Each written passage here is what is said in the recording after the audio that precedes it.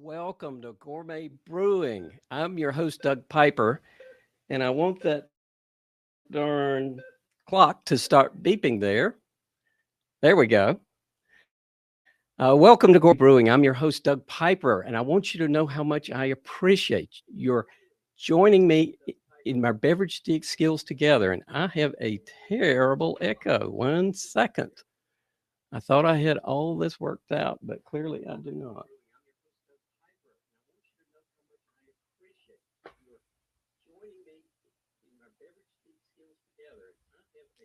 Just 1 second.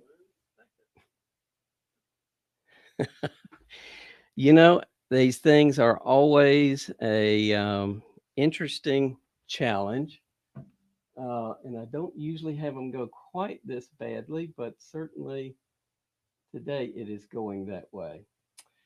All right, so I think we are back, and there we go. Okay, that was not good at all. Welcome to Gourmet Brewing. I'm your host, Doug Piper, and I want you to know how much I appreciate your allowing me to join you in growing our beverage skills together. I am a certified Cicerone and a certified BJCP beer and mead judge, and I'm working on advanced ranks. And these live streams are my way of sharing what I'm learning on my beverage journey, and some of it's kind of proving what I'm learning in live streaming technology. Uh, I'm pretty sure this has been maybe one of the most challenging months in my entire life. So much of what's considered normal just a few months ago has now become really unacceptable, possibly in some cases even illegal. Uh, who would have ever believed that churches would willingly close on government orders and most events, you know,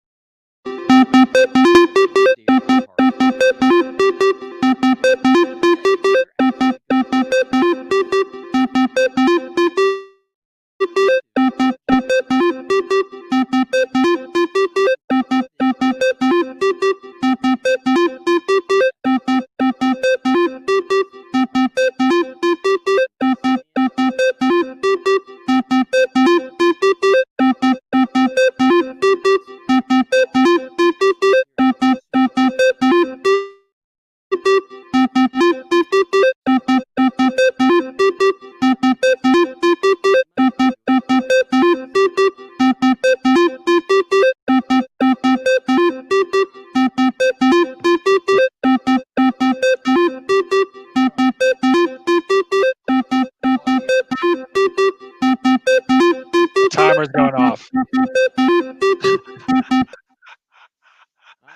so sorry.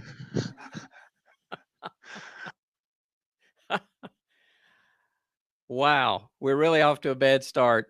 That's what I get for trying something new. My apologies to everyone. I hope it is better. I see Crispy Josh better. Oh my gosh. Doug just dropped his techno album on us. Well, nobody probably paid anything attention, and that's okay. It's probably quicker that we get on to John's program. But if you dare want to watch anything else that I do at this point, uh, that's where you can find them. But anyway, we've done 3 different webinars with the beer connoisseur discussing highly ranked beers with brewers, and the alarm did not go off in a single one of those. Um, Dwayne Schaff's Brewing Classic Styles with Kveik, Lars Garshold on Kveik, Yeast Secrets, Lindsay Barr on a tasting tech app, and actually Lindsay has some ideas for us on the virtual judging approach. So she's with Draft Labs.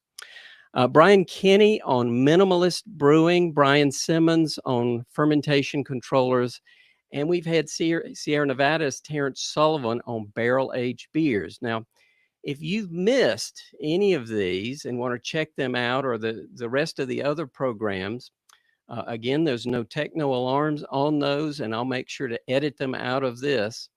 But if you want to see those, in the very upper right-hand corner of the screen, you can click on the follow button and do it not only to follow me, but it also helps attract guests, because one of the first thing guests do is they go look and see how many followers that Gourmet Brewing has on Crowdcast. So when we got a nice big number there, that's really a big help. So hopefully, again, without an alarm, I want you to know we have John Moorhead, who is the American Homebrewers Association's competition manager. He is also the director of the National Homebrew Competition. He coordinates the GABF Pro-Am Competition and the Capitol Hill Staff Homebrew Competition. He also assists with homebrewing legislative efforts. Well, that's super important. And also writes for the homebrewers-association.org. Now, if John isn't tasting, brewing, or talking beer, you might also find him traveling, biking, fishing, skiing, hiking, or even cooking Thai food while he listens to his records. So, John, I want to welcome you. Thank you so much for joining us on Gourmet Brewing. Could you just briefly introduce what you're going to cover in the program regarding alternative beer judging? Yeah, thanks. Welcome everyone tuning in. I got to say hi to a few on there. Really going to be covering a bunch of different methods and proof of concept judging styles that have really been accelerated in the last few months based on all of our situations around the globe. There've been a lot of really interesting ideas and things to explore, and kind of what would work well and what wouldn't work well. So I'm really just here to kind of touch on all of that. There've been a lot of people that have put in a lot of work already and will continue to do that on behalf of the community. I'd be remiss if I didn't call out the working group at the BJCP with Al Boyce, and then Nelson Crow and Don Blake in Colorado are kind of the two groups I've worked with. But before we go into that, based on that beeping that we all listened to for a good 15 seconds, I figured we could have a beer.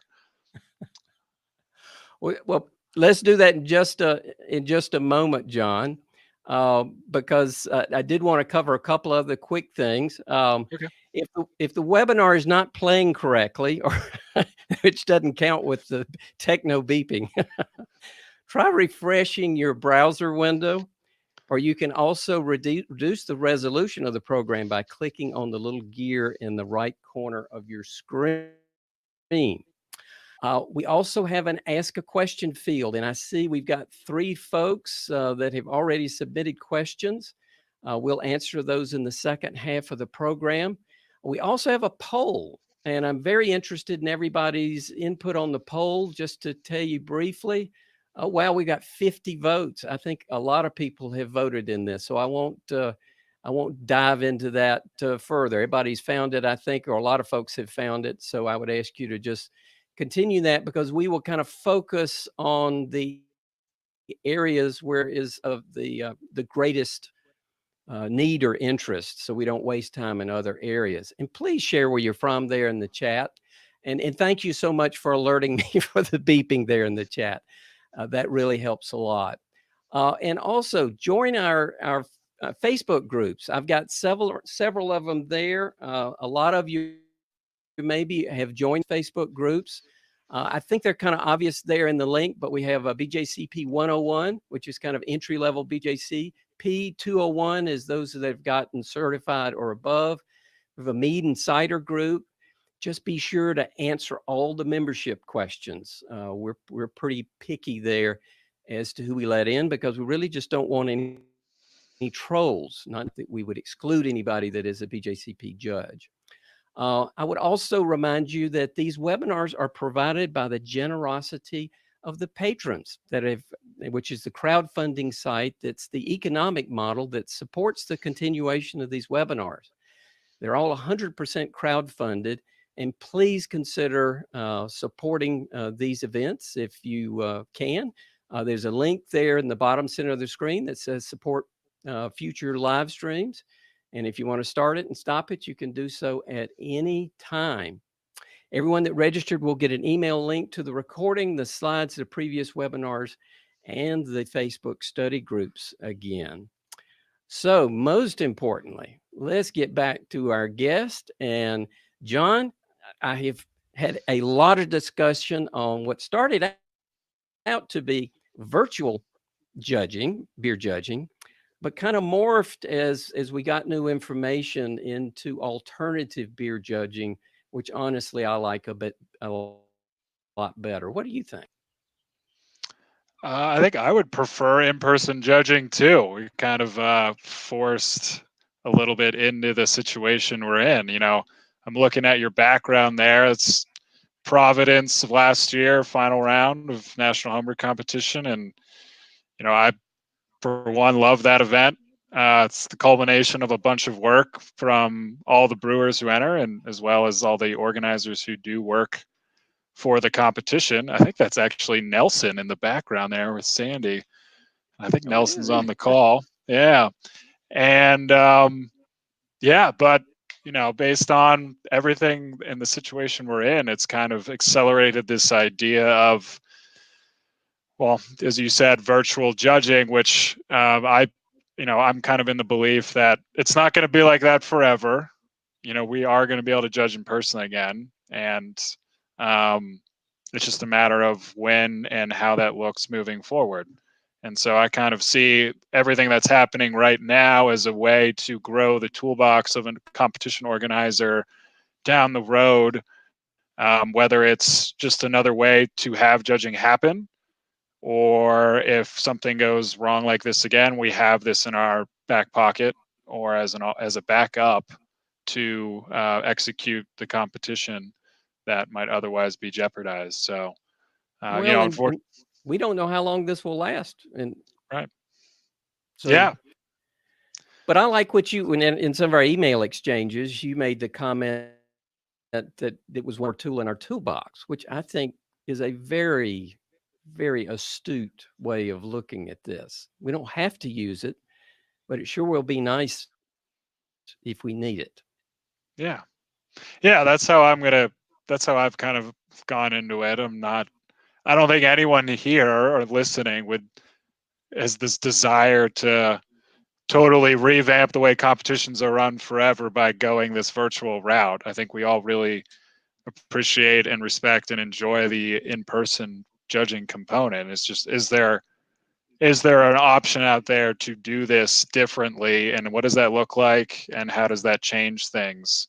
And it's not going to be a perfect model, I don't think, but it can be something that's viable. Well, I think there's some folks out there that have gotten started with the Bell's Oberon, which was one of your suggestions. Yeah. Are you ready to open that guy up, or you might be already ahead? I can open it. I'm ready to go. All right. All right. Well, there we go. Oh my goodness, I got my Clemson Tiger thing there by accident. Sorry. I thought they were in Michigan. They're not Tigers. Well, at least it didn't make any noise, John. Yeah, that's good. Great. Well, yeah, we can pour this out. Try to do my best pour here. Sure, all watching really, really carefully. Oh boy. While you're doing that, I thought it might be fun to look at the label. So this is an American wheat ale with spicy hop character, mildly fruity aromas, and the color and scent of a sunny afternoon. Oberon is made with just malt, hops, Bell's Signature House ale yeast, and water. Great. Yeah, you know, I like one thing here is you could read the BJCP overall impression, which is kind of, I guess this could kind of be like a little virtual judging in itself. We're not filling out a score sheet, and I don't know if I'd want to send a score sheet to Bell's on one of their flagships, but It's a refreshing wheat beer that can display more hop character and less yeast character than their German cousins. Clean fermentation character allows bready, doughy, or grainy wheat flavors to be complemented by the hop flavor and bitterness rather than yeast qualities. So that's kind of how any judge would go about at least beginning to go through this, but we don't necessarily need to judge it like we're in a competition. We can just kind of enjoy it and talk about it, or at least Doug and I can talk about it, and you guys can all listen to us. So huge pillowy head, obviously, and cloudy kind of straw color. I am colorblind, so this has always been my weak point on beer judging is color. I always look to my my judge partner for that. It's pretty clean smell, clean aroma, bready notes, and it's almost like walking to a bakery. I was home in Pittsburgh and walked into one, and it kind of reminds me of that. And has it's orange, but it's like perfumey orange, and I kind of like it. It's not turning me away or anything. And I guess I'm not following the chat, so I don't know what you're all saying. So I should probably open that up.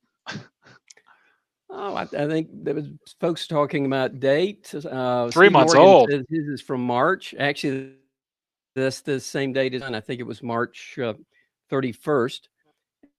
And I like these little Cicerone cards that I've got. They're a big help me in kind of understanding the beers, the perceived bitterness, the color.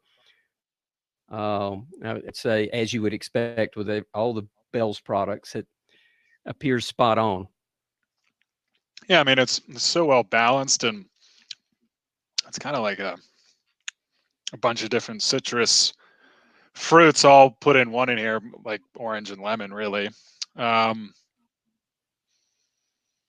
it's kind of like lightly spiced hops, maybe. If some of you are getting that, I don't know how it might have died down if it's not too fresh. Yeah, Does I'm anyone get mostly like getting just light fruitiness. A little bit of cracker. It's mine are pretty mild in its aromas, and part of that is probably this glassware. This is not my favorite glassware, but yes, Nelson Cicerone does recommend it in a shaker glass. That's why I like to pull out the cards there. That's how it reminded me. I was going to put it in a Weizen glass, a Weizen vase, I guess is the way they put it, and I was corrected when I looked at it. So I like, the shaker glass is great, but I actually gravitate away from that particular glass usually. If I know it's suggested for some beers, but I don't know. I like tulips. Well, I've got some Cicerones out there, breaking and they will breaking the rule here, but yeah, they'll quickly correct me. They'll also check out how clean my glass was. I want you to know, I think it's pretty darn clean.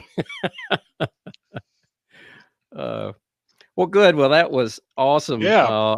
I always love to start out with the beers and hear the perceptions, because I just think it's really fun with people with your expertise to be able to hear kind of how you would unpack a beer, because and I miss that with the judging. And I think while everything doesn't have to be done via Zoom, we can triangulate on a beer in a hurry, even with Zoom. Yeah, I think you're right. This is obviously much more informal, but I mean, I love this beer. It's really well done, and it's really easy to drink. I think I saw Lawnmower beer in there from someone, I think Al maybe, but he nailed it. I mean, this is perfect to have on a hot summer day. Pairing it, I would probably pair it with something like something with orange. Trying to think off the top of my head here, like maybe like Yeah, salad orange peels chicken, maybe, or like, yeah, salad's good, like a leafy dish salad has would be bitterness really and good. Nice um, fish. yeah, like a white fish, like a light Mhm. white fish. Hot dogs. Love that, Al. Uh, mussels would be really Okay. good with this. And pizza's Oh, always a mussels. winner. Okay. Well, it's just a nice. It goes with almost anything.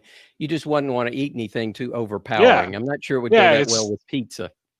and that's a good point. It's not overpowering. It's, it's a pretty approachable beer, so it can go with a lot of things. It's not going to overpower any dish that you're going to be eating, whether it's a light dish or a So very who knows what ceviche is? Mo Coggins says ceviche. ceviche.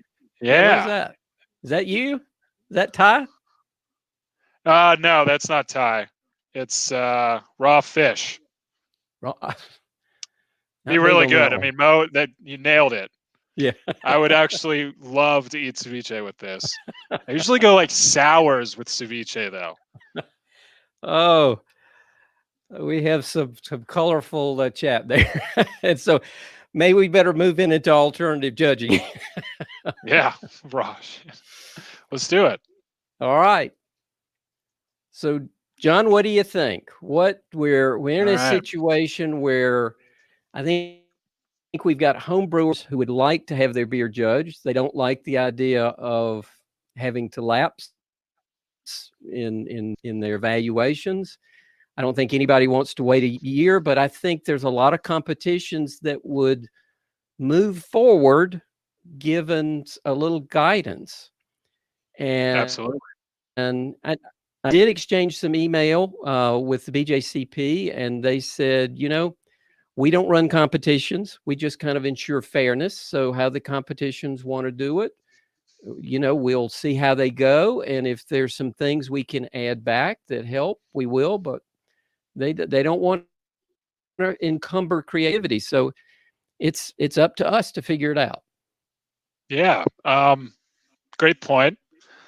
I think I would also say to that a lot of people are going to be looking at the BJCP and the AHA to help figure it out, though. So there's a tug and pull or push and pull situation going on, and I think as two national and really international associations, we have this great network to interact with so many different people well beyond just your individual homebrewer.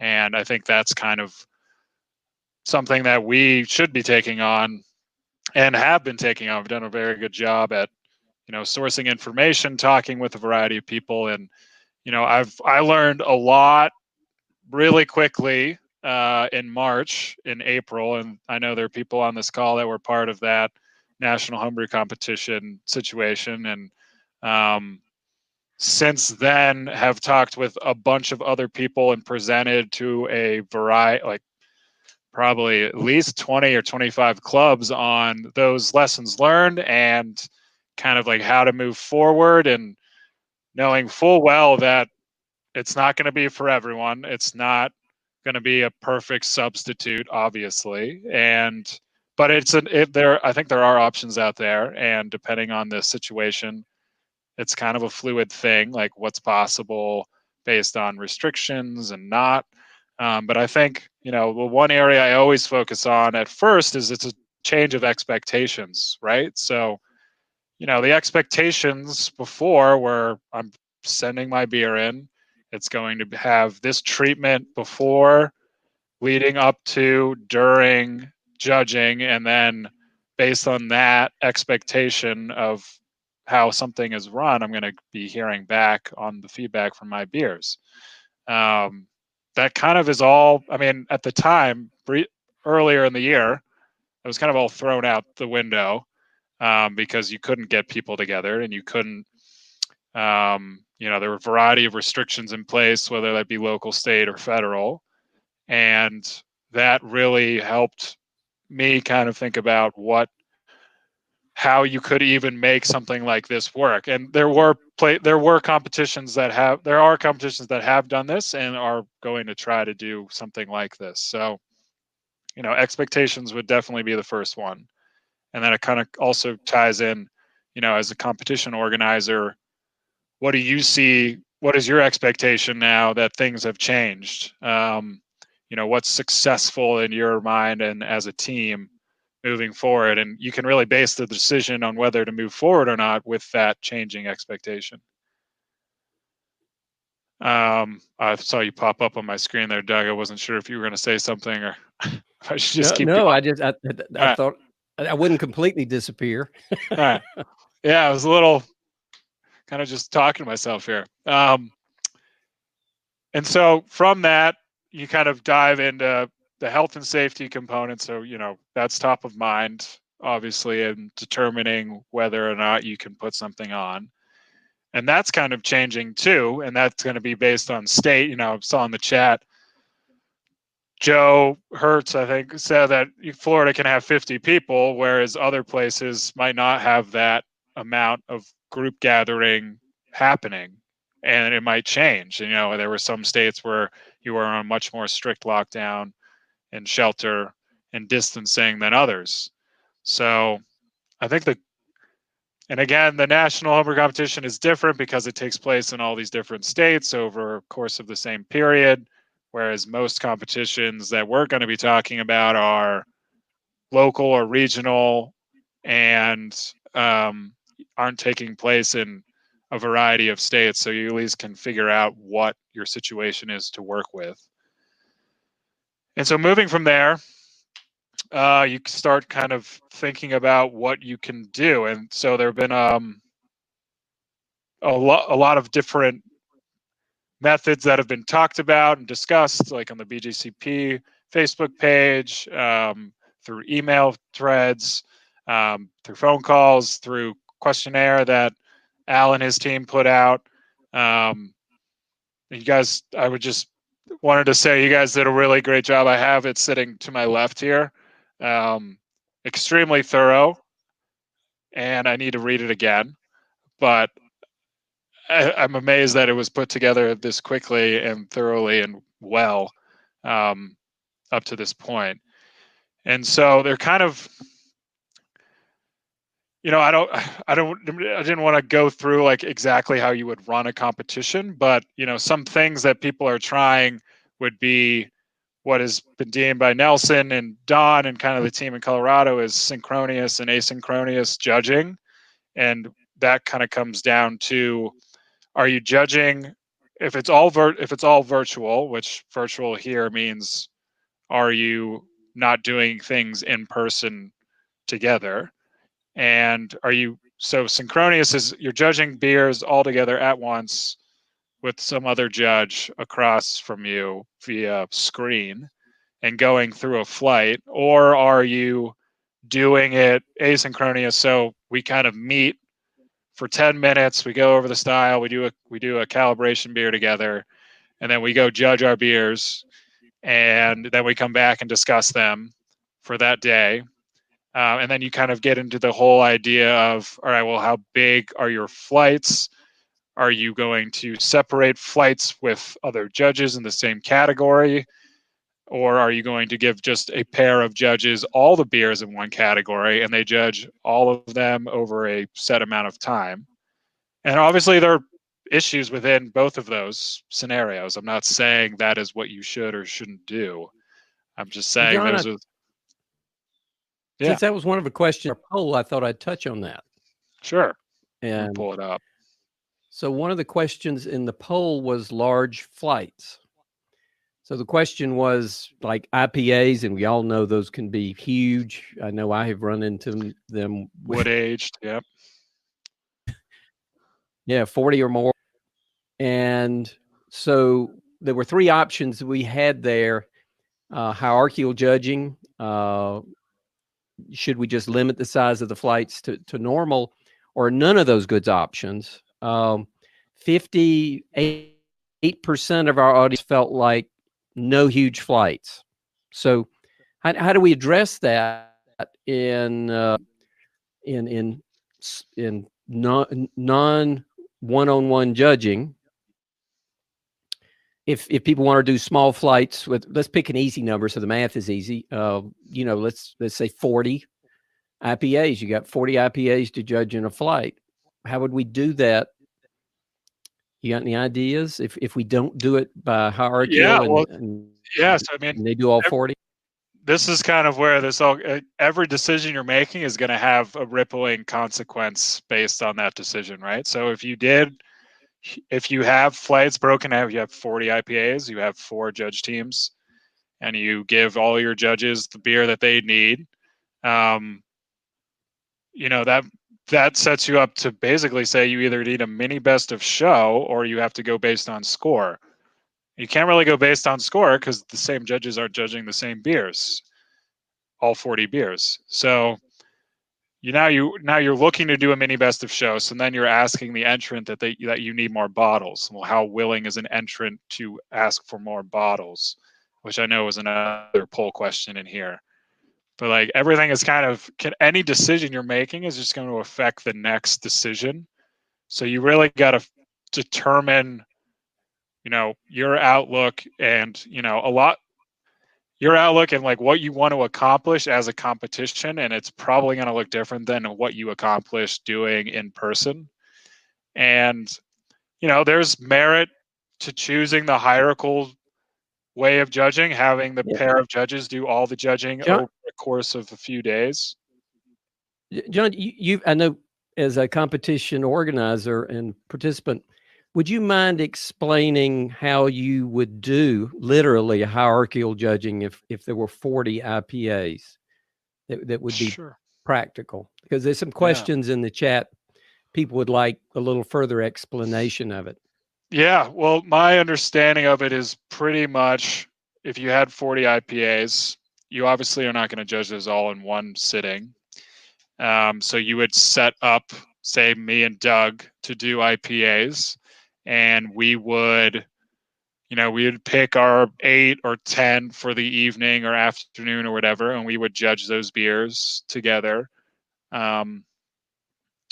And be very detailed in our score sheets, honest, probably more detailed than you've ever been, or like when you took the BJCP tasting exam, I'm talking that detailed, because you're going to be having to go back to these score sheets later on, and you're going to have to be remembering what you were thinking about when you were tasting this beer, and it's all going to be relative to that flight you were having. And so we would do that, say, 4 times over a week. And after that, we determine, we look at scores, we deliberate, and we pick the 3 beers that we feel best should move on based on the feedback that we've written down and the scores that we have. Now, I know there's probably chatter going on about how many issues that raises, but again, this isn't an in-person judging. This is an alternative to in-person judging because we can't get together.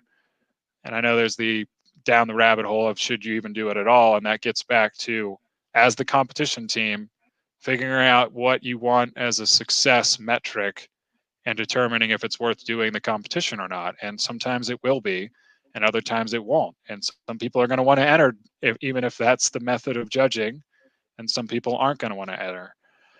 I don't know what a better option would be between the two that you laid out here. Logistically, as an organizer, the hierarchical judging would be much easier to coordinate. If you're having to juggle a bunch of different flights for a bunch of different judge teams, keeping track of all that, and then having to coordinate a mini best of show after that, that's just like prolonging the timeline of your competition much more than what it would have been in person. And that's just something that might need to be sacrificed because of that. And But that eliminates extra bottles. You probably need a capper. I know Al Boyce was suggesting that they've been using a capper. yeah, or like, any kind of bottle saver. Yeah. Yeah, it's just not perfect, but that's, I understand why it would be best to do a flight, like broken out flights among judge pairs, because that's the way we've done it. But you kind of have to think about it in a way that it hasn't been done before, because things aren't exactly normal. So if you and I were selected and hierarchical judging was the method, we would go by and separately pick up our 40 beers, and we would work out between us how we would get all 40 judged, and we would do them in sets, 10 each, let's say 4 sets of 10, and then between us work out a mini best of show, and then settle what's first, second, and third, and honorable mention. Is that kind of it in short? Pretty much. Okay. Now the alternative to that is what? Again, we got 40 beers, 40 to judge. What is the alternative to doing it that way with? So again, I guess this just goes back to me thinking about how hard it was to get, people together, and just, it's not exactly the easiest thing to set up pickup times for judges to come get beers. And if we're setting up 4 different judge teams to do these flights, and then having to set up an additional time to have judges come pick up additional beers to do a mini best of show after, each of those 4 judge teams pushes on 2 or 3 beers, preferably 2 if the flight's that big, to a mini best of show, you're going to need to figure out how to get those beers, those additional bottles, to those judges again. So that's kind of where it just becomes increasingly more challenging, and it's just something that needs to be talked out with the organizing team. Well, I wonder if we're king it. Does that eliminate or enable a mini best of show? I guess you just have to have a refrigerator that would hold 40 beers. But, if you pour a little bit out and cap it, and we get right back to it in just a few days, I mean, I guess you always risk the carbonation not hanging there. Yeah, I guess honestly, for that hierarchical judging, I almost would go with no mini best of show. Yeah. Yeah. And I think that's what that particular way of judging would go. I think it would be, I don't know if, and fair is probably the wrong word, but I don't think it would be a great decision to have those beers. And I guess you could just, maybe you give 2 beers, and then you're having to have the judge hold on to 80 beers. Yeah, I thought the same thing. I have the space, but not everybody's going to. Yeah, so you have capacity issues and treatment of beer throughout that time, which is a whole different, set of issues that you would have to deal with. And again, that's going to be something that's sacrificed if you do this type of judging. Is 99.99% of us are going to handle beer well, but as the organizing team, you don't have the ability to fall back and say, no, the beer was received this way, it was checked in this way, and it was sorted and stored this way until judging day. Well, and Scott points out oxidation. Even if you cap it well, and we're dealing with highly hot beers, oxidation's a killer there. So yeah, so then all your mini best of show round is oxidized, and yeah.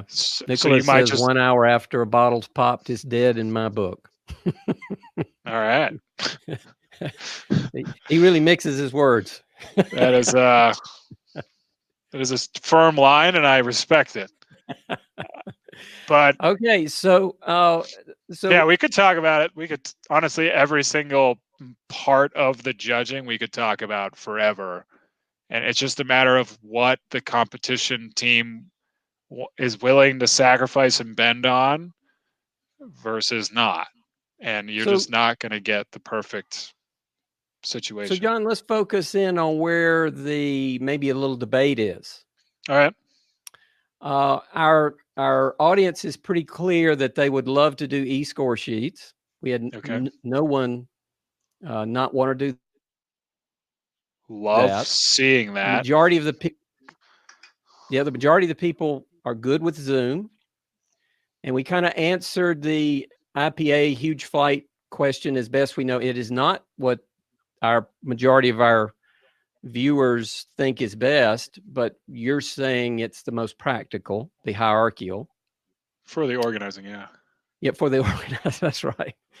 So I think one that's a little split is the number of bottles. So what drives that? So we had 40% prefer to make do with 3 bottles, but almost 60% were willing to go with 4 bottles. What is that bias either way? Which would you lean, or does it depend on whether you do hierarchy or not? Well, again, it's going to be based on how you want to structure it. So you would, with 3 bottles, what you could do is you could do virtual judging, and you could have your flights. And then if you're allowed to get 5 people together, maybe you have your 40 entry category IPAs judged by 4 teams. You get all their beers that they're pushing, and then you have your group of 3 people. I guess this isn't making it completely virtual, but it's cutting down on your person size. You could have those 3. Yeah, you could have those 3 people meet and do the mini best of show, like high-ranking judges doing the mini best of show with that 3rd bottle. If you have a best of show, that is where you need the 4th bottle. And it's encouraging to see that people are willing to do 4 bottles. I'm not saying that's the best scenario. It's obviously 3 would be ideal if you were doing it in a normal circumstance, but 4 would be the minimum if you are going to not be able to get a lot of people together and perform virtual judging for the scoring portion of the competition, and then able to get people together for the mini best of show over the course of however much time in groups of 3 to knock those out. And then the 4th bottle for that. Well, bottom line, it sounds like 4 bottles makes it easier for the organizer. 3 bottles really complicates things as we understand it right now, are our best guesses. Yeah, I know it makes it easier for the organizer, but I think it also makes it better for the entrant if they were setting it up this way, because otherwise, it's kind of a disservice to the entrant if you're just going to be trying to save a bottle that was used already. And as we already pointed out, oxidation comes within an hour, or it's no use or good, whatever the phrase was in there. So at least 4 bottles keeps the quality of the beer being poured, with everything remaining the same as far as storage goes. Obviously, there's differences between bottles, but again, that's not really usually on the competition side of thing to be able to control that. Obviously, those differences and situations will come up, and you'll have to deal with them in a certain way. But 4 bottles. 60% of our audience are willing to do 4 bottles. So, some of this is going to be a learning experience. Maybe that's the way the first ones have to go until we figure out how to get it down, at least for some competitions. Yeah. Now, if you had to do all 3 of those rounds all virtually, you'd have to do 6. But who wants to give a 6-pack for every entry? Also, that's just a lot of bottles to deal with and sorting. And I could say I wouldn't want to do that. Well, in our poll, no one went above 4. Yeah, we had no votes. I wouldn't. So, well, I'll take that back. We had 2 votes for 5 bottles, none for 6. So we've got to make 3 or 4 work. That would be ideal. And it sounds like 4 could work if it has to. Yeah. So, but that shows a good understanding of what it would take to do the judging, which is really cool to see that. Like, people understand that that's to make it worth entering and getting the feedback you'd like and putting your entry in its best scenario to place it once it receives feedback. That would be the. So best of show is one where we've got a pretty split audience. Okay. Is that the next question? The question or the poll question is: best of show must be done in person in traditional manner, but with appropriate social distancing. I think that's kind of the hybrid model, and about 1/3 of our audience prefers that. However, almost 43% feel like it's reasonable to ship more bottles to the judges if the beer reaches BOS and it would be judged virtually. But I mean, just in fairness, a quarter of the audience says there must be a better option.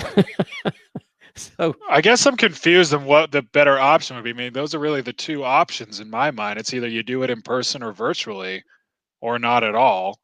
I don't know what. Maybe I'm just missing something here, but I don't know what could be the better option for a best of show. I would probably lean towards the in person with social distancing taking effect and doing it outside. Granted, that would bring in things like what's the weather like, aromas around that, being outside. It's not a sterile environment necessarily or quiet. Well,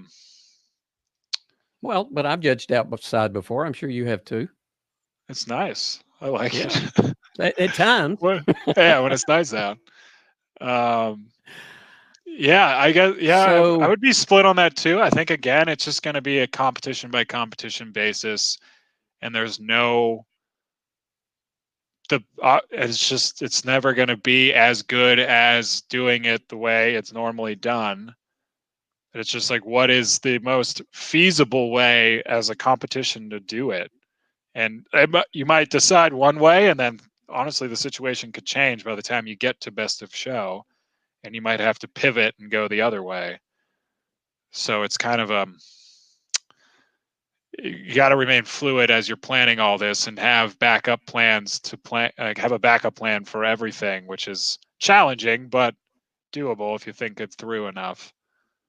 well, that's where those initial competitions, just to have that backup, may need 4 bottles till they prove that the next event they really only can live with 3.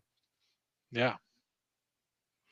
So our last kind of controversial poll question, controversial is not the right word, but split. I love it. And I don't know that there's a good answer for this one either, but 65% of our audience didn't like either of the options. So tough what crowd. accommodations can we make for insufficient bottles as a result of event sorting, labeling, mishandling? Nothing caused by the brewer. So the brewer went to all the trouble. He shipped in 4 meads, and one was messed up. So he's short. So 26%, although it's changing, says the head judge judges these entries and signs a consensus to maximize bottle utilization. Only 11% was you just disqualify the entry through no fault of the brewer and money is refunded. And then none of the above, as I said, is almost 63% right now. So it's probably are we asking the brewer to send in another bottle? Is that what the other option would be there? I'm just trying to figure out. I mean, there's got to be. Wouldn't it be too late in most cases by the time you realize? Well, I guess if you're sorting and labeling, yeah, I guess, that's true. and mishandling, I guess if it's labeling, you find out day of. But that's the higher standard you're going to be held to. Maybe that's the new expectation, and really, it's full disclosure as an organizer. And when you mess up like that, you feel really, really badly about it. So I'll just throw that out there that we organizers just don't brush it off like, oh, whatever. Like, no, it sucks.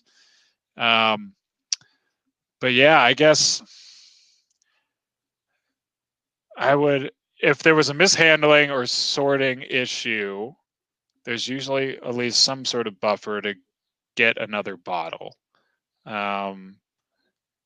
Beyond that, with the mislabeling day of, really hard to fix that.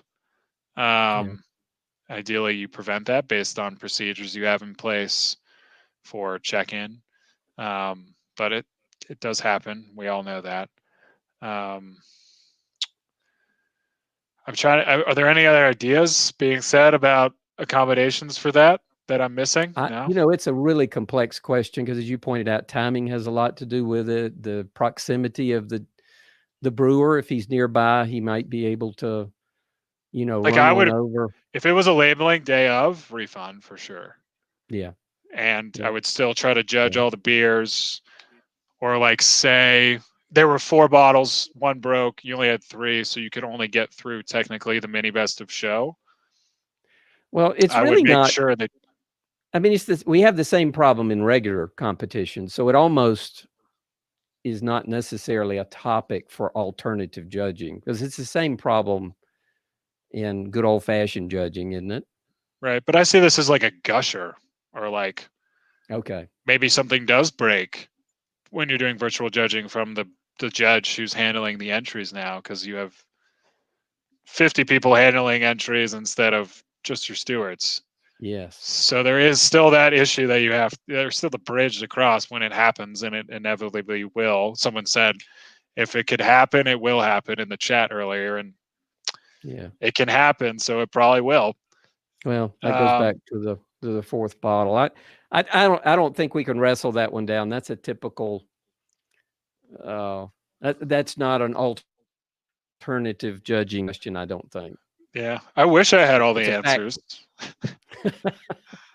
Well, speaking of that, I think we've dealt with most of the poll questions that are split. So, what have you recommended? If you're running a competition, and so hierarchical seems like a better way to do things, at least with large flights. Small flights, you can probably handle them on a Zoom call. I think hybrid is preferred in a lot of ways, and I've even heard people just saying, "Hey, I want to go pick up my beers. I'll judge them on my own. I'll call the other brewer. The other judge. Talk my way through it. We'll agree on the top 3 and turn in our score sheets." Yeah, I think those are just the options you have. And again, I wouldn't say which one you should do. I would just I would weigh all of that option with the willingness of your judges and like what they're comfortable with. And I think you do want to have some sort of consistency with whatever you choose in the competition, because you are trying to create some sort of system that's objective relatively to what you're to normally a subjective experience of judging beer. So you don't want to just be like, oh, I'll just figure it out the best way, whatever works for you. I think would be a slippery slope, especially if, the feedback is inadequate, or there's so many things that you have to consider during all of this, like, experienced versus non-experienced judges, and like, how does that fall into play? Like, does your judge pool shrink because of that? Because there's so much coaching going on between an experienced judge and a non-experienced judge in person. Like, is that lost when you're doing it virtually? Strong personality versus quieter personality, does that come out more when you're virtually judging or not? Overall, just time period it takes to judge now if you're doing it virtually. So, John, is it practical to say there's a lot of ways to do first round judging in these new ways? Either you take the bottles, score them on your own, and wrestle it down with the judge, with or without Zoom, or you do it hierarchically, and whether there's 3 bottles or 4 bottles, the event organizer will have to do that. It sounds like the real challenge is the best of show. So as an organizer with a lot of experience, but recognizing we've got to deal with social distancing, what do you recommend for best of show? As far as whether you should be together or doing it virtually? Yeah, I struggle with that one. I mean, you've got 40 different beers. Yeah, I want to say in person, but if that's not possible, it's just not possible. And it really, there's there's the responsibility of the organizing team to make really tough decisions for everyone and not have to put someone at risk.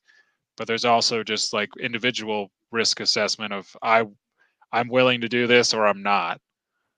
And I think having that information would allow you to make the best decision on whether or not you could do it in person or have to do it virtually. Virtually, Mark points out in the chat, why not just let the virtual BO be a virtual BOS? Well, but you got to pour them. You usually need at least 3 judges. So that's 3 bottles. Yeah. If you did it all virtually. Has anybody, it'd be interesting in the chat, because I know there's some small events that have occurred. What is anybody doing for best of shows? Like you said, maybe you limit it to 3 judges. So you got a smaller group. You certainly could space them out on a table, and I think have it adequately spaced. The stewards pour with masks and gloves.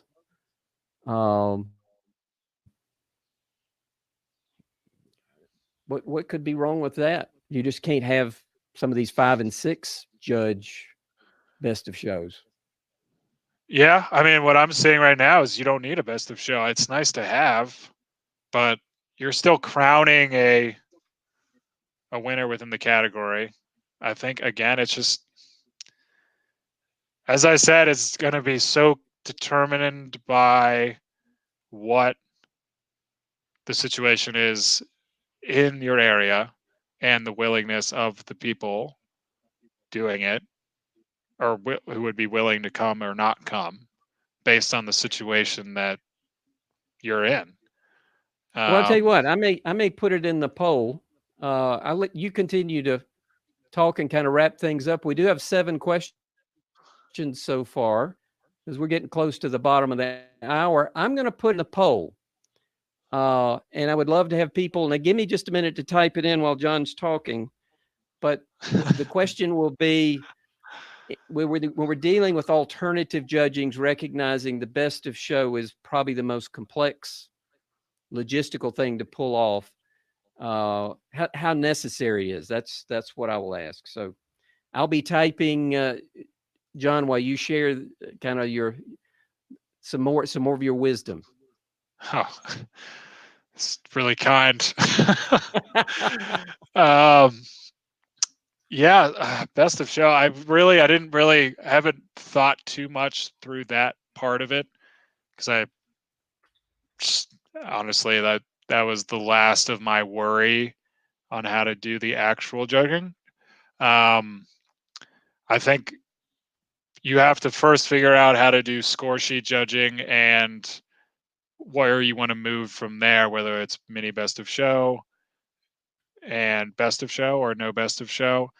Again, it's just you're seeing on the chat, like, some people are going to be willing to do best of show and some aren't. So I think gathering that info of who would be willing to do that and where you are in the situation that you're in, you can't just blanketly say we're doing best of show and be unwilling to maneuver around that sort of situation that could come about from you starting judging to doing best of show.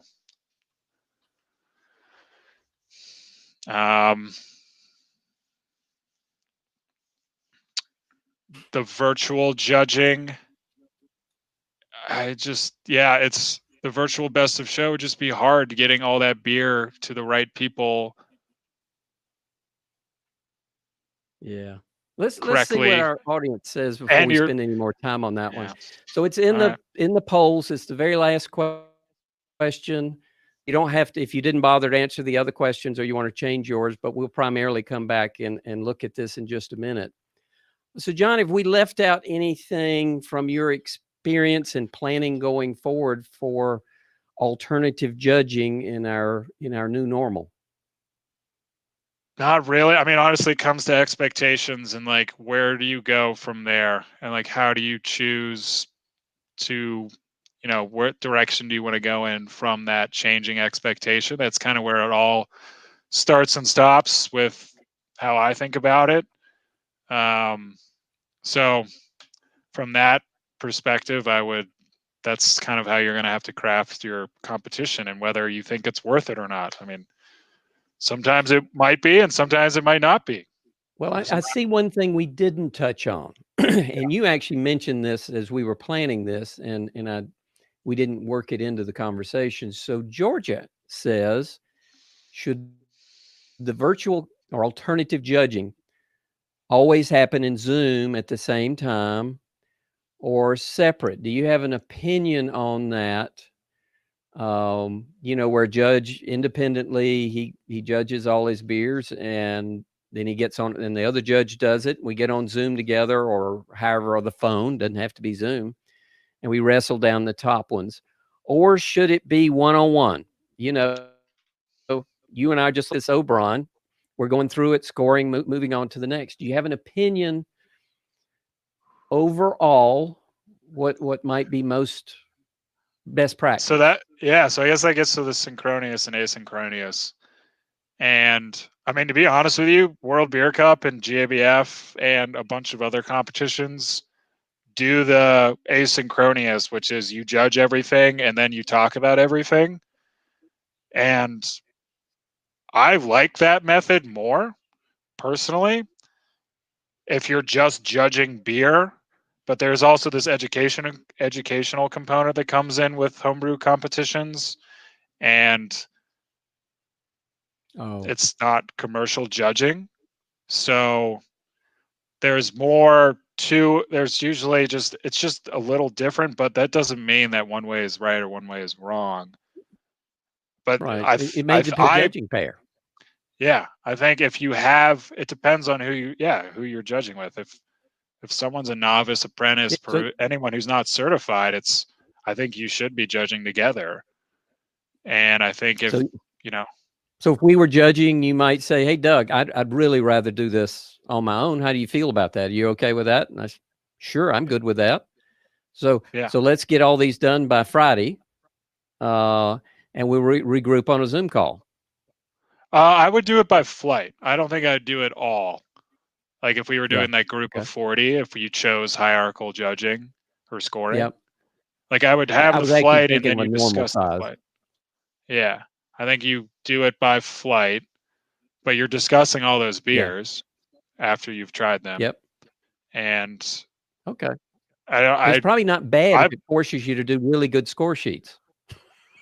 Yeah, but I think, I mean, that's such a key part of all this is if you're doing that type of judging, you have to be very good at note taking. And I know there are judges out there who do not take great notes. So be better. All right. Let's go back and look at our poll and see what our BOS weigh-ins are. And then if you'd like, we can move on to the questions. Oh, that's overwhelmingly. All right, drum roll. In alternative judging, is a BOS really necessary to you? Almost 80% say no, BOS can be skipped. And we have 15% saying, yes, I want it. And 5% say none of the above. So I think at least the majority of the people interested in alternative judging are good with no BOS. So it would just be good for an event organizer to say, hey, there's not going to be a BOS in this. You will have to ship 4 bottles. And we're going to allow our judges to judge asynchronously or synchronously. They can use Zoom, they cannot, but I promise you'll get good score sheets, and we're going to do the best we can. Yeah. I mean, again, it's not going to be the perfect system, but it's going to be based on what is feasible and what is allowable and what is just what you feel like you can pull off. So John, as we wrap up, heated debates, I love it. As there are event organizers out there saying, I really want to get my event going for the fall. What would you say to them? Is there any kind of perspective now that they've kind of heard what you have wrestled down for us? What would you tell them? If they were trying to launch in the fall? Yeah.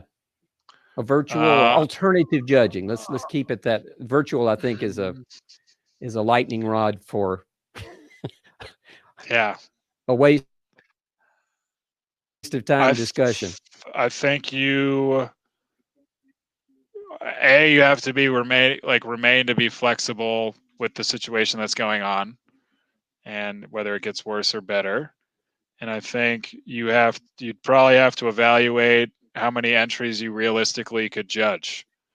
And if you have a 300 entry competition, you probably are going to have to cut that entry count down, perhaps based on feedback you get from judges that you'd have to do way earlier. So polling judges well ahead of when you normally would to have them sign up, and asking, are you willing to judge?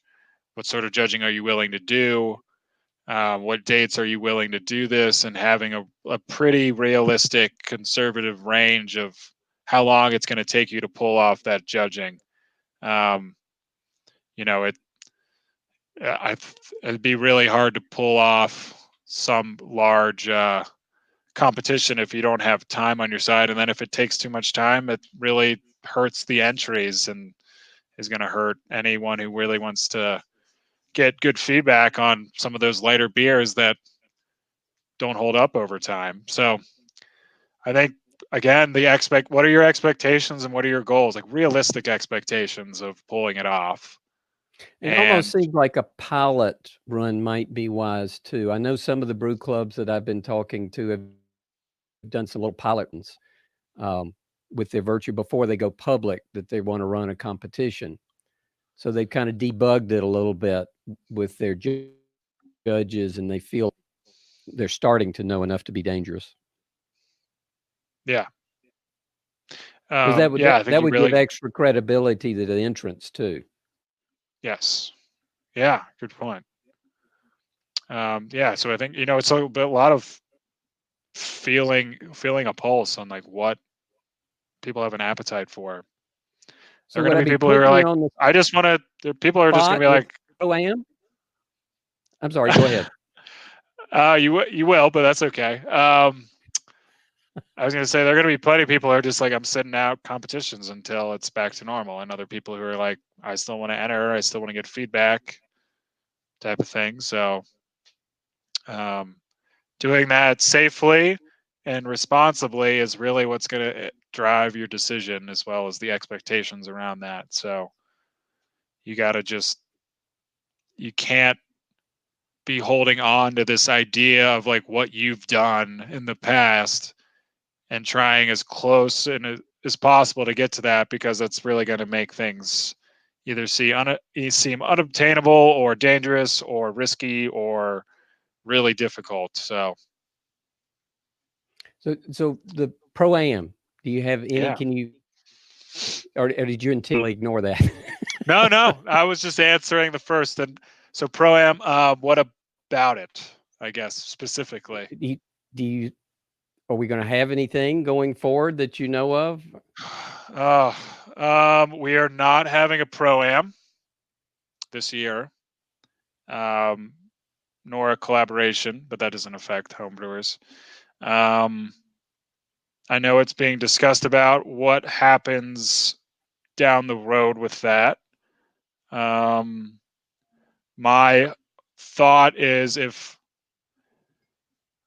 and my hope would be that it comes back in 2021, but who knows what the festival looks like then.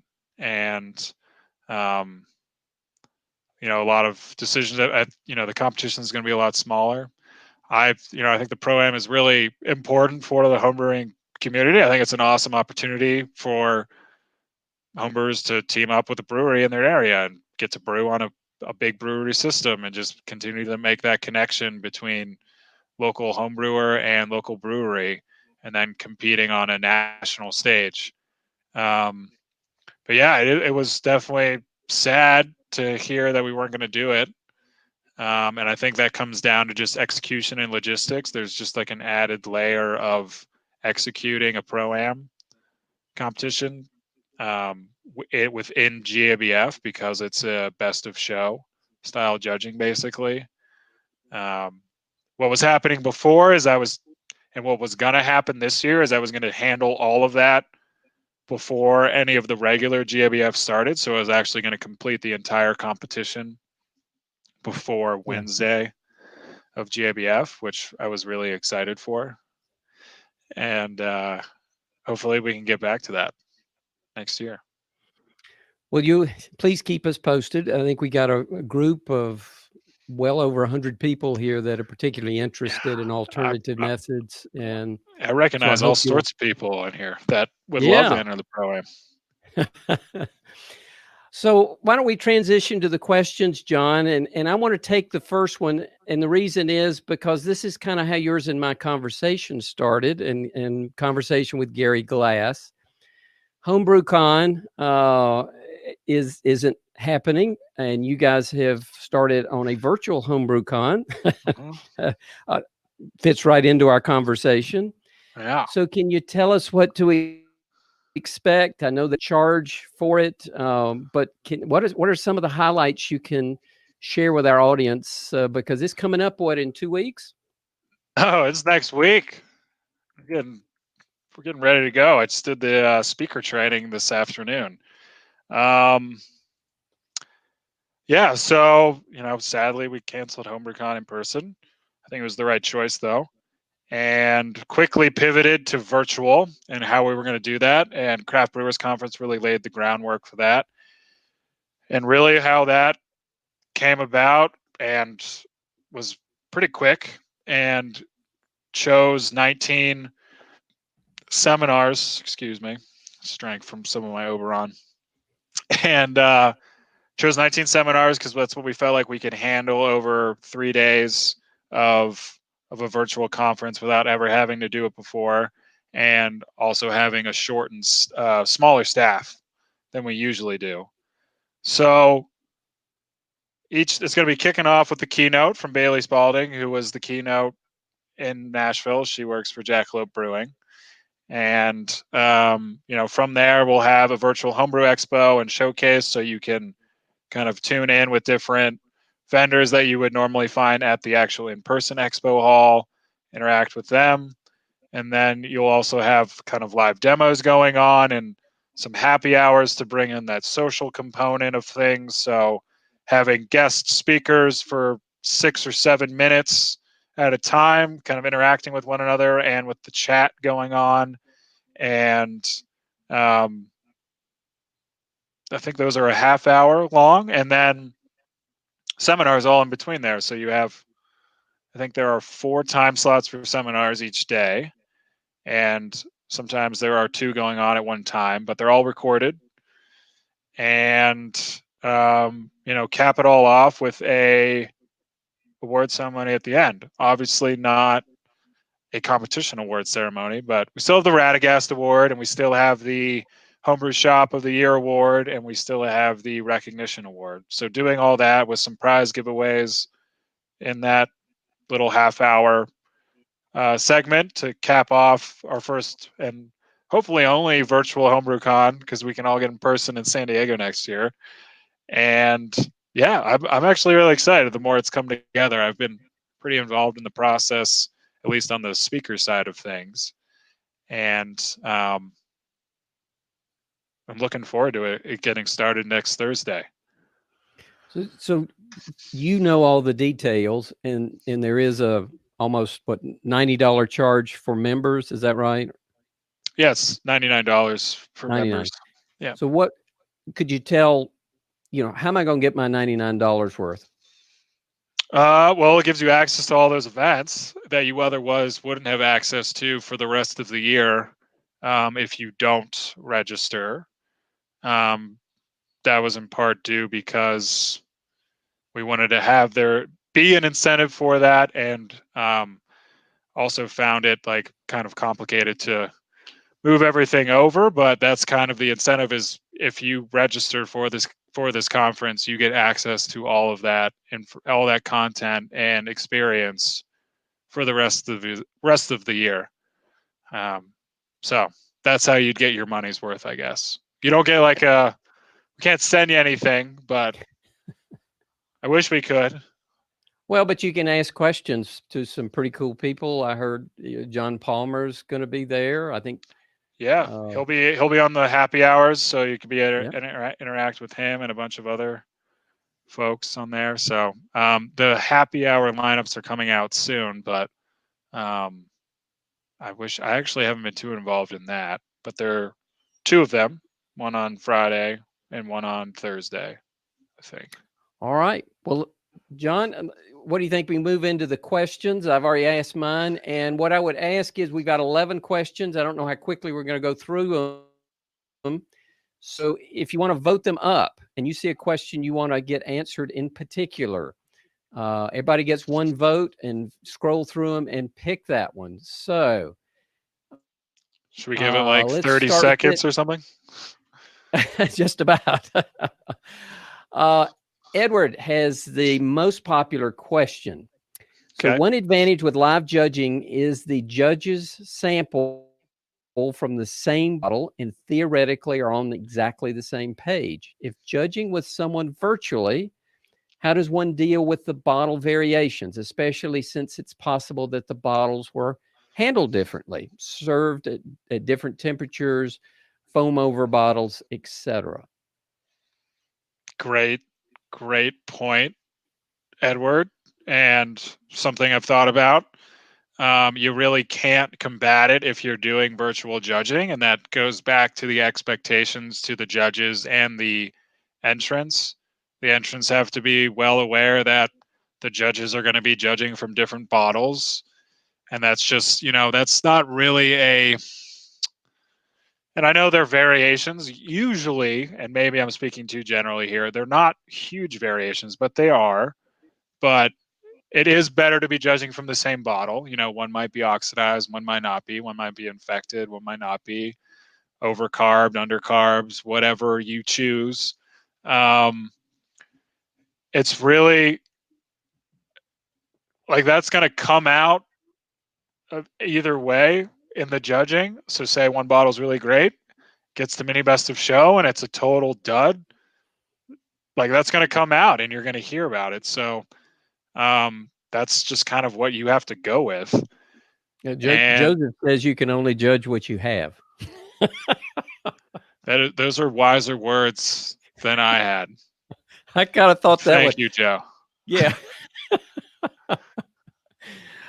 I think he just put the cap on that answer. Yeah. Good one. Yeah, but yeah, it's.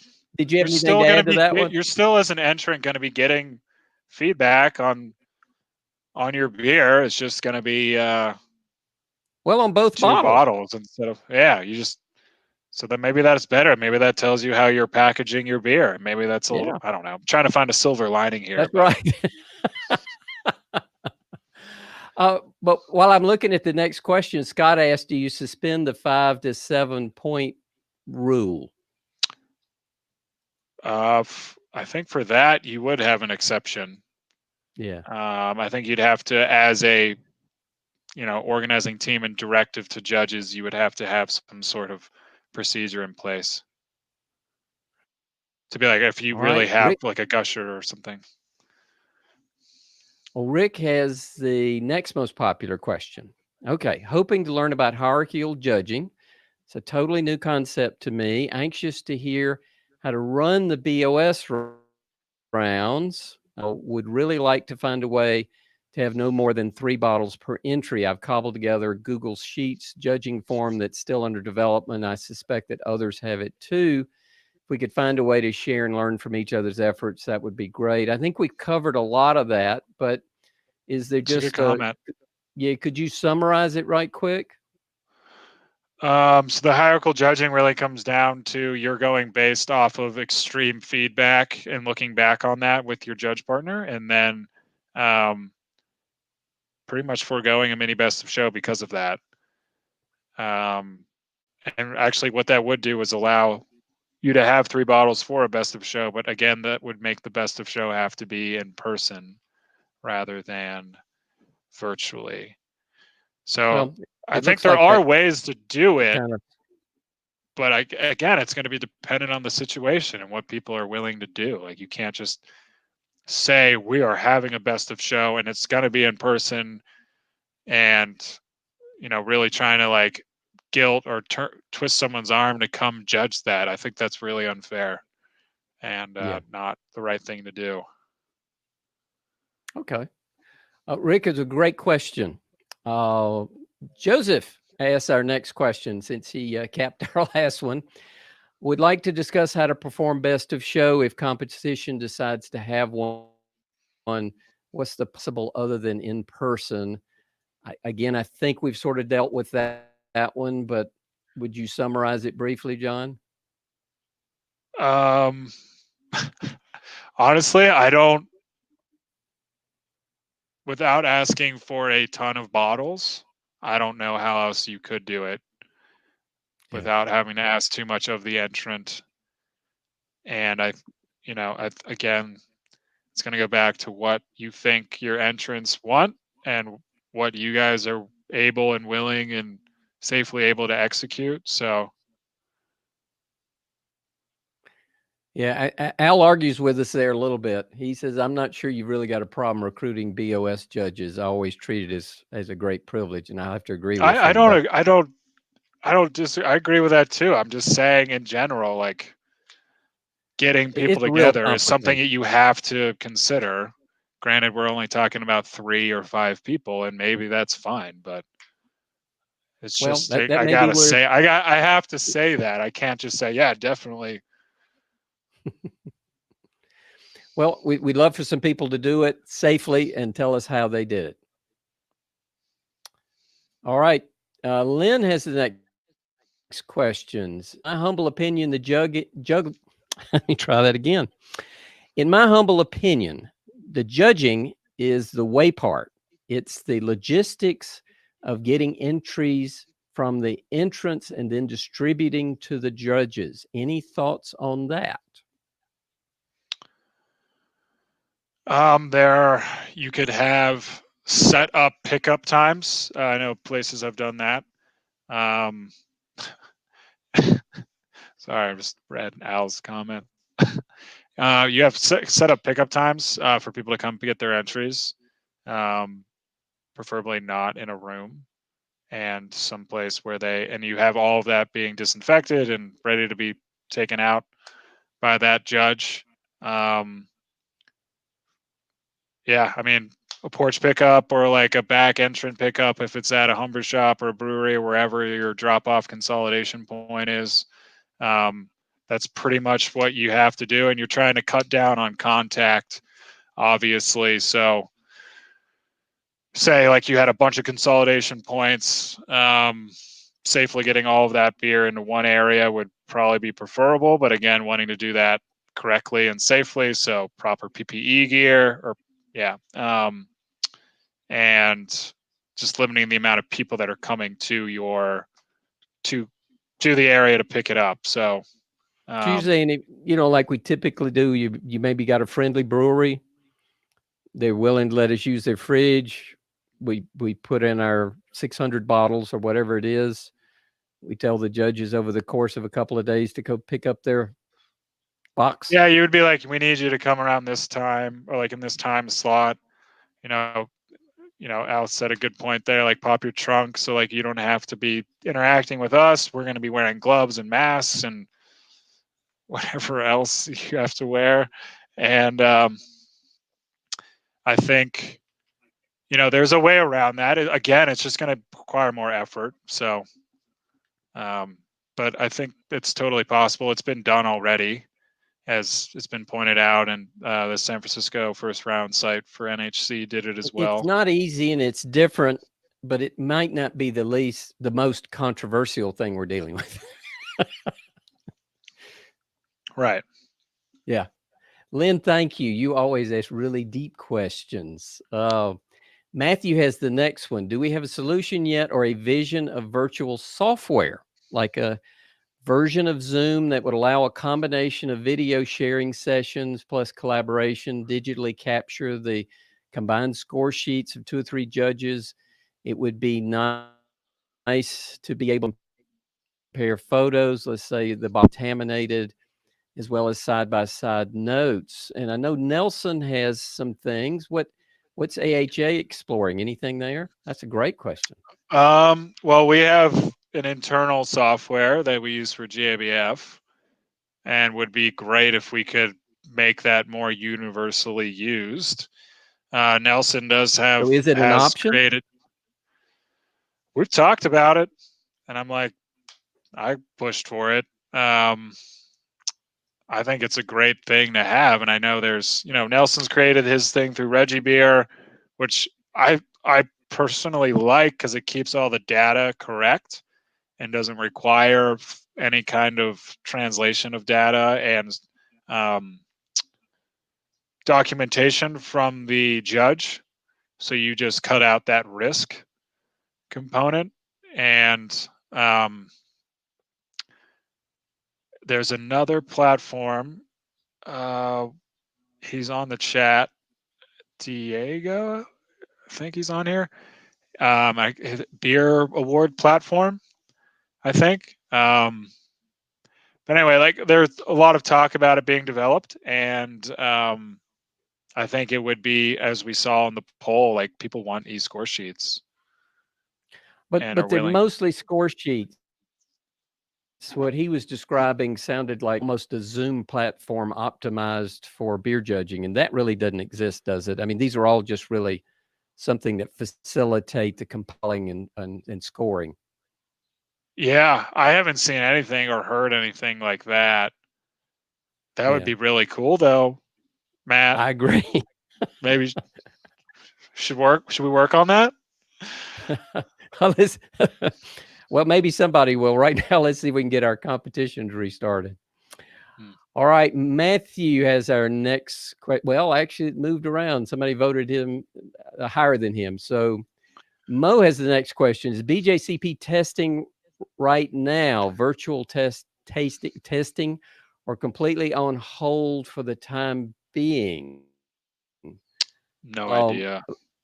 Yeah, Mo, I assume testing, you're not, I don't know if you're referring to certification testing or I'm not sure I can answer that, but I do know as far as judging events goes, the BJCP is not doing anything to stop competitions.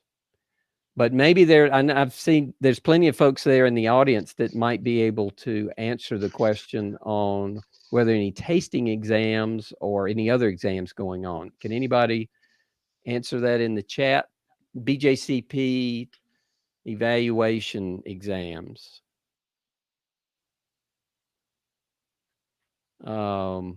Let's see. Well, nothing there yet, but we'll move on through the rest of the questions. But if somebody knows whether there's some exams going on, that might be what Mo is looking for. Next comes from Peter. What liability would an organizer have should judges and staff get COVID-19? Wow.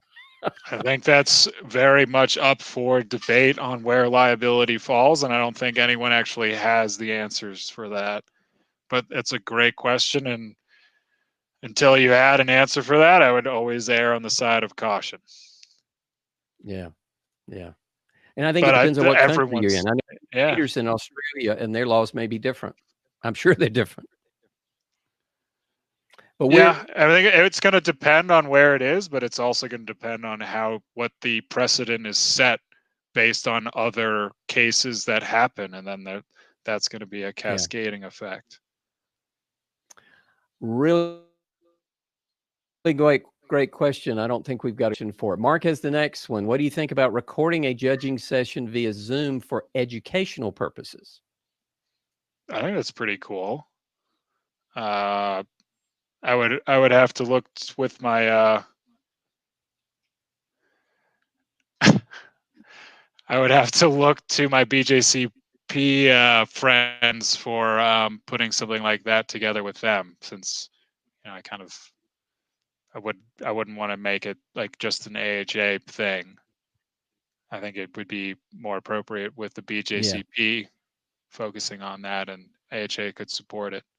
Maybe somebody can weigh in offhand. I can't imagine there would be an issue with it, but maybe somebody there that's in the BJCP leadership can suggest something. Pav pointed out, we always sign a disclosure going back to that COVID question. So That's very I don't true. think that would really, yeah, I just don't think that would really hold up very well. Personally, Yeah. you're going to have a lot of different Lynn court has cases another come through. question. If feedback is really the goal, then why even try to do something like this competition? Why not just give feedback based on style, not worry about the score relative to the other entries? Totally legit. You know, But it's kind of like a football game where they don't keep score. You're right. I mean, yeah, you can always get feedback, but Yeah.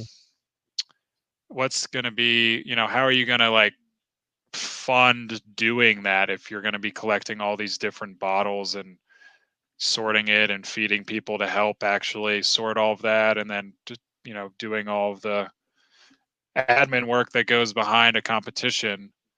You still need, and are people going to want to pay for that, even a small amount? Yeah. Maybe. I don't know. That's totally a possibility. Just thinking it through. Yeah. Great question, Lynn. And our last question. Of course, Mike. So what is the current status of GABF judging? GABF judging is happening. It will be in October, beginning of October. It'll take place over 4 days, I think. It'll be fewer entries than previously, as I think we all would expect. But it is going to happen. And we opened up competition registration today or yesterday. Yesterday. Sorry, I'm getting everything mixed up, but yeah. Yeah, it's happening. Oh, excellent. And Yeah, do I understand it? It will actually be judged in person will be. in a new location? Yes.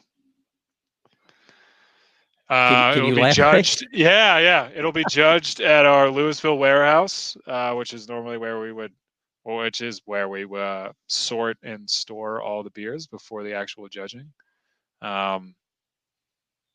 Yeah, fewer judges. Normally we're looking at 330 to 350 judges. We will not have that many judges this time on purpose and or by design. And yeah, continuing to work out kind of logistics of everything. So, but as of now, we're going to do it. Good. I hope you'll share some pictures with us because it sounds like we could all learn from the event. I am also, yeah, including myself, honestly. Nelson says it's a 20-minute drive for him. Yes, it's very close. Including, it's about 10 minutes for me. All right. Well, I really appreciate everybody joining us, but John, you especially, you have been so much help. I wanted to look at our polls to see if they've shifted any. I wouldn't expect I was going to go back to the best of show because everybody had not had a chance to vote there. But going back to the best of show question, in alternative judging, is a best of show really necessary to you? It is almost 80%. It's 78.4. So certainly that sounds like something that could be skipped for these virtual events. Yeah, sorry, I'm just getting distracted by the chat here. You're being harassed, I believe. I am, but all in good fun. Yeah, thank you for having me. It was, it's been really informative. Again, like, we don't have the answers. We have ideas and trying to work out those ideas as best we can, and then share that information with all of you. And always looking for feedback from, you guys are some of the most passionate people in the industry. So, thanks for listening to me talk. Doug, thanks for having me on. Well, this was fantastic. There's a lot of us very interested. I hope you continue. We've got kind of a a group here, and as you know, there's even a group very interested in alternative judging techniques. So I hope you'll continue to let us know what you think is best practice or new ideas, because I think a lot of Absolutely. us would like to start judging more, and I think there's a lot of folks want to do some more events. So you've encouraged us all, I think. Yeah, I think there've been a good amount of people encouraging a lot of people here. So it's been great to see that kind of community come together and figure out how we can move forward rather than just kind of dwelling on the past. So Well, excellent. Thank you, John. I did want to let folks know the next scheduled webinar, although I may have one before that, is one actually I'll be doing with Beer Connoisseur. I'm hosting the event for them June 24th. They have not selected the group of brewers yet, but we're going to have 3 brewers and an industry person on some of the highest ranked Beer Connoisseur selected beers. We will have those beers, go through them, be able to ask questions with the brewers. And I think that will be a lot of fun, and I'm exploring others. So if you have a recommendation for a speaker or a topic, would love to get your input and get your recommendations, and hopefully we can get some more great folks like John from the Brewers Association and AHA and going forward. But we certainly are not going to do anything that conflicts with the virtual homebrew con, because I am looking forward to that. So I hope that's where I'll see everybody next in the chat, and it's in Crowdcast. So we will see you then. Till then, I hope everybody has a great time brewing and staying safe. yeah, thank you everyone for joining, and hope to see you next week in the Thank same you. chat. Bye-bye. Bye everyone.